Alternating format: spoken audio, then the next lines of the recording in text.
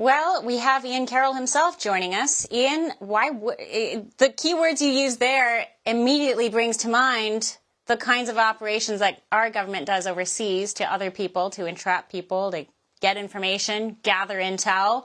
Not putting words in your mouth, but has the government been known to use celebrities as agents?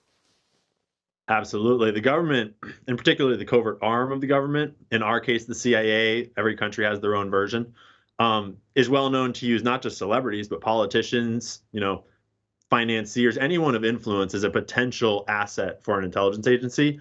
And Diddy has what looks like intelligence agency fingerprints all over his operation. Talk to us about that. What caught your eye in that particular angle? Well, it's been rumored all throughout the music industry for a very long time. But when the Lil Rod lawsuit dropped earlier this year, that's the one that kind of blew it wide open and blew the Diddy case onto like the big stage and everyone started paying attention. In that lawsuit, Lil Rod alleges that Diddy's head of security had connections with federal law enforcement and could make both local and federal level of investigations disappear. He gives multiple examples of that happening. He talks about Diddy having all of his houses and properties wired up with hidden cameras for the purposes of recording secret videos, which sounds an awful lot like a sexual blackmail ring, similar to what Jeffrey Epstein was managing. And so you just start to like find lots of little pieces of Diddy being protected and Diddy running an operation that looks like an intel agency based or backed operation. And obviously we have to do a lot of speculation at this point, but it's looking more and more like Diddy was not acting alone and he was acting on behalf of very powerful forces.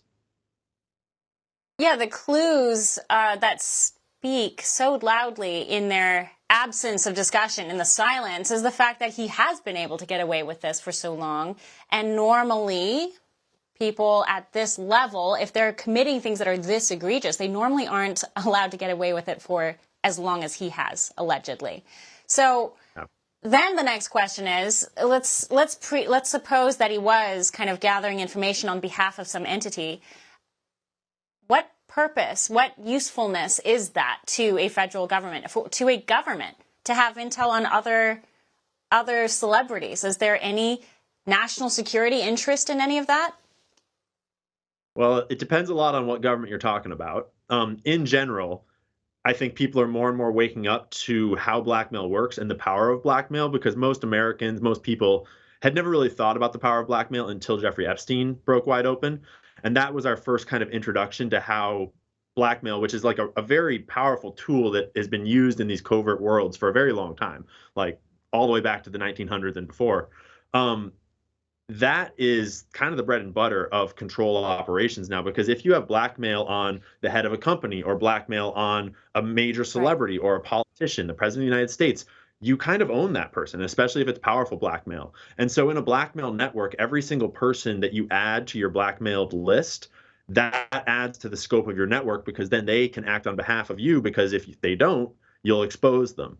And so when you think of the CIA running an operation like that, there's lots of reasons why they would. But actually, more and more, I'm starting to suspect that this has ties to Mossad and Israel because of the mob ties in the music industry and the types of people that are above Diddy and sort of operate. And let's be clear, Israel and like the Mossad and the CIA are very closely linked. So there's not always a huge distinction. But that's where more and more of this evidence is starting to point in my direction. And then it starts to make a lot more sense, is if you can control the celebrity representation and the celebrity opinion of, like, say, the conflict in Gaza, that plays a very significant role on behalf of Israel if they have any hand in this operation.